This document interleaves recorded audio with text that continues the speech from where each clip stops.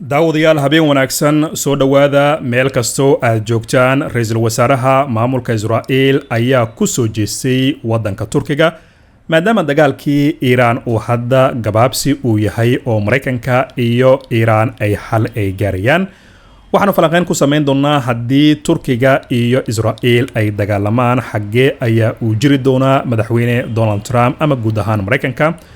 Turkiga se ma u diyaarsan yahay in uu ka jawaabo haddii Israa'iil ay weerar ku soo qaado wadamada Pakistan iyo Masar oo xiriir wanaagsan la leh wadanka Turkigana waanu eegi doonaa. guud ahaan xaaladda bariga dhexe waanu fiirin doonaa diyaar garowga Turkiga ee ku saabsan dagaal mustaqbalka ah inuu Israa'iil la galana si gaar ah ayaan uga hadli doonaa.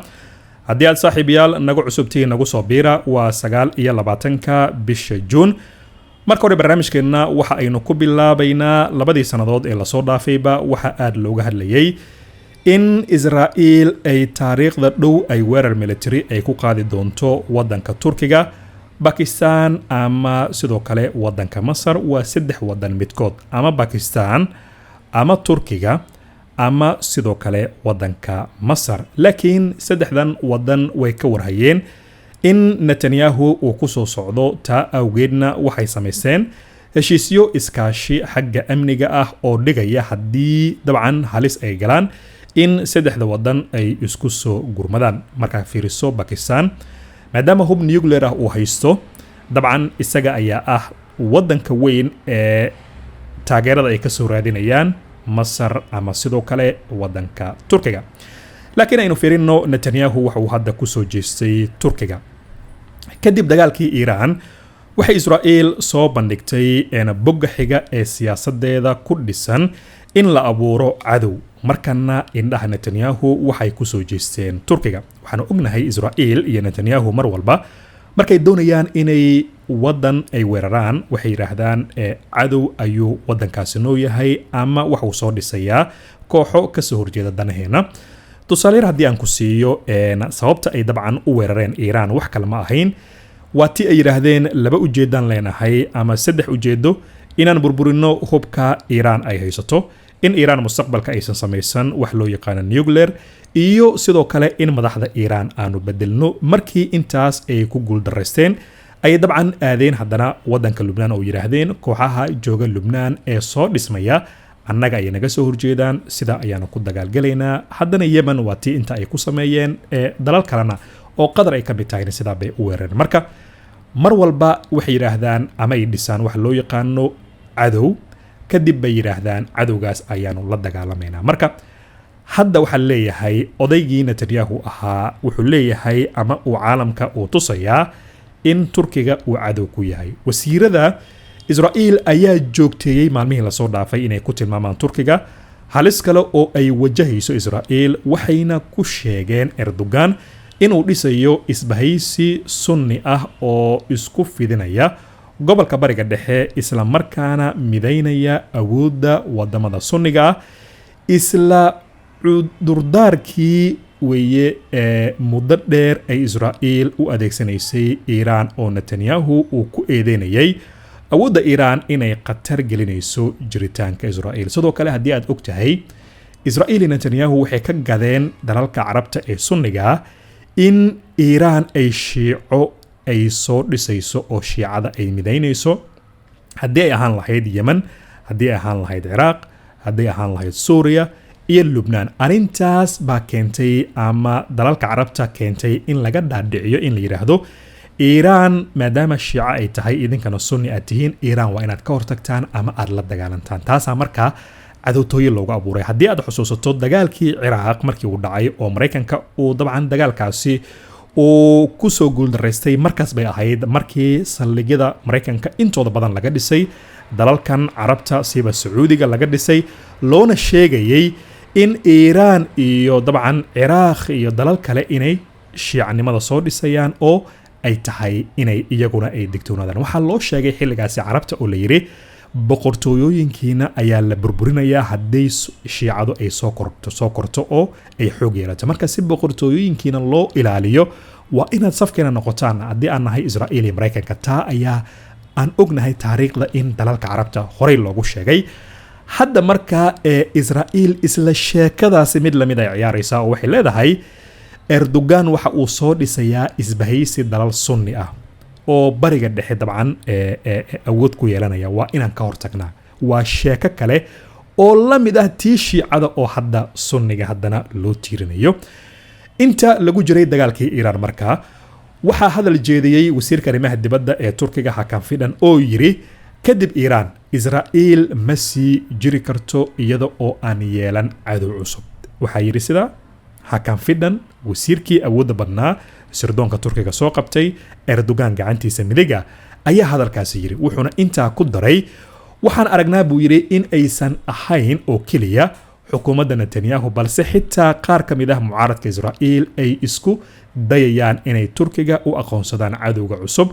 arintaasina waxa ay isu bedelaysaa istiraatiijiyad nidaam oo Israa'iil ay qaadato ya hadalka marka dambe wuxuu Hakan Fidan uu tixraacay wuxuu tixraacay dabcan arinta ku saabsan in Netanyahu uu kaliya aysan ku koobneen dabcan mucaaradka aysan ku koobneen Israa'iil ay ka tahay inay istiraatiijiyad ka dhigato oo ay tiraahdo cadowgeena koowaad Iran kadib dagaalka waa Turkiga taasina dabcan ay keento inay ku weeraraan balse wax walba waxay u muuqdaan inuu dhacay qarax weyn horanta dabcan bishan June oo wixii Israa'iil ay dhoobaysay oo ahaa inay dabcan wax ay hoos ka karkariso banaanka u yimid lana ogaaday dabcan qorshaha ay dabcan leedahay haddaba wasiirka arrimaha gudaha ee wadanka Turkiga Mustafa ninka la yiraahdo ayaa warbaahinta si toos ah isagana uga sheegay hadal dhulgariir ku noqday gudaha Israa'iil oo wasiirkaasi wuxuu yiri waxaan rajaynaynaa in maalin uun aan noqono gudoomiyaha Qudus xitaa haddii ay hal maalin oo kaliya ay tahay wuxuu intaa ku daray sida aan u aragnay xuriyadda dimuqraadiyadda ee Dimashq sababtoo ah Dimashq iyo Suuriya Turkiga uu xoreeyay Xalab iyo Qarabaq waa magaalooyin oo ka tirsan Suuriya waxaan sidoo kalena arki doonaa xureynta Qudus sababtoo ah sheekadan wax yar aan ku fahamsiiyo Turkiga Bashar Xaafid al-Assad in Suuriya laga saaro Turkiga kaalin weyn ku lahaa xitaa Erdogan baa aqalka cad isagoo ka hadlay wuxuu yiri Erdogan waa Turkiga ayaa waa ninka la yiraahdo Trump isagoo aqalka cad ka hadlay wuxuu yiri Erdogan iyo Turkiga ayaa kaalin weyn ku leh in wadanka Suuriya xasilooni ay noqoto isla markaana Ahmed al-Shara iyo dawladdiisu xukunka ay la wareegaan Trump waxa yiri Israa'iil way ka carootay sheekadaas hadda kama hadlayno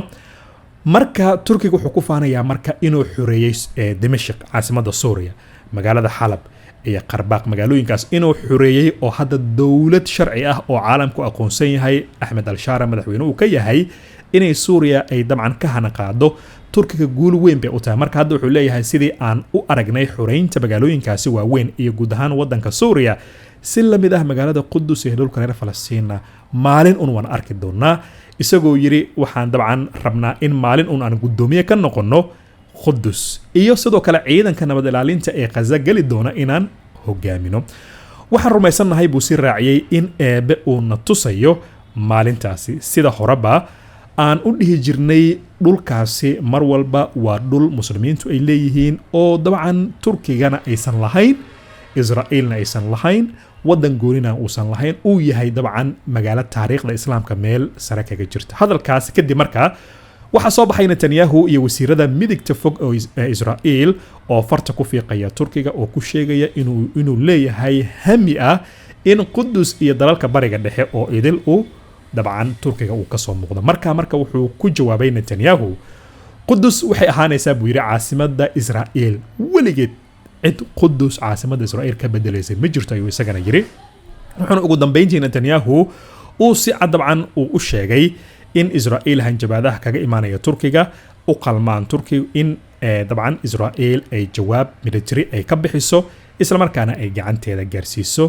Turkiga marka meel adag bay maraysaa hadda wasiiradii Turkiga iyo kuwii Israa'iil maadaama ay soo hanjabayaan waxa marka la eegayaa Erdogan waxa la eegayaa Trump sababtoo ah laba arimood waa loo eegayaa Trump midda koowaad in Turkiga uu yahay wadanka labaad ee ugu ciidamada badan gaashaanbuurta NATO xagga dhig qodobka labaadna maraykanka kama maarmo inuu lumiyo guud ahaan turkiga oo turkiga ay aado shiinaha iyo russia dabcan ma awoodo sababtan waxay tahay laba arrimood oo kale oo dul saaran kow qodob ka mid ah qodobada gaashaanbuurta NATO u yaala waa in haddii waddan ka mid ah dalalka la soo weeraro ay wada difaacaan oo ay dagaalka galaan taa uma sahlana Israa'iil inay si fudud turkiga ay ku weerarto kadibna dalalkan gaashaanbuurta NATO aysan soo galin oo aysan difaacin turkiga arinta labaadna turkiga waxa yaala madaxyada hubka nuclearka ilaa iyo 100 xabaa taala oo maraykanku uu leeyahay kuwana ay NATO ay leeyihiin marka madaxyadaas hubka nuclearkana in turkiga laga qaado wax sahlan ma ahan waa qorshe sanado u baahan in la dabcan la darso meesha laga qaadayo meesha la geenayo sida loo qaadayo weerar in laga ilaaliyo waxaas oo dhan marka Trump wuxuu ku qasban yahay marka inuu Netanyahu gacanta qabto oo yiraahdo wadanka turkiga dhibaato weyn ayaa nooga imaanaysa haddii aan weerar ku qaadno number 1 hubka nuclearka number 2 in gaashaanbuurta NATO ay xubin ka tahay marka ma sahlana turkiga marka miyuu awoodaa inuu Israa'iil hadday dagaalamaan uu iska celiyo dabcan turkiga waa wadan weyn haysta diyaarada casri ah warshadiisa hubka soo saara ay dabcan casriyeysan yihiin haddana ku guda jira samaynta hub nuclear ah arrimahaasi dabcan oo isbiirsaday iyo tirada dadka oo aad u fara badan turkiga Israa'iil marka loo barbar dhigo Israa'iil dad yar weeye turkiga waa dad dabcan 100 milyan ku dhow marka awood ahaan military ahaan dabcan aqoon ahaan ma sahlana marka turkiga in laga adkaado ama in madaxdoodii la dilo oo haddana la iska aamuso suuragal ma ahan si markaad u fiiriso dhinaca kale ama waxa loo yaqaano juqraafi siyaasadeedka shiinaha iyo Russia meel bay taagan yihiin waxay leeyihiin Turkiya ma ka soo bixi kartaa oo kaliya safka NATO iyo Europe haddii aad safkaasi ka soo baxdo annaga waxa aad u baahan tahay ku siinayna arinta marka maxay ka dhigan tahay dalka turkiga oo dabcan kala qeybiya laba qaaradood Europe iyo Asia meel istiraatiiji ah ku yaala Europe dabcan wax weyn ka haya oo qaxootiga ay ka mid tahay oo amniga ay ka mid tahay oo ay ka mid tahay wax walba haddii marka ay ka soo baxdo safka reer galbeedka oo Russia iyo Shiina ay u soo gasho automatic waxa isbedelaya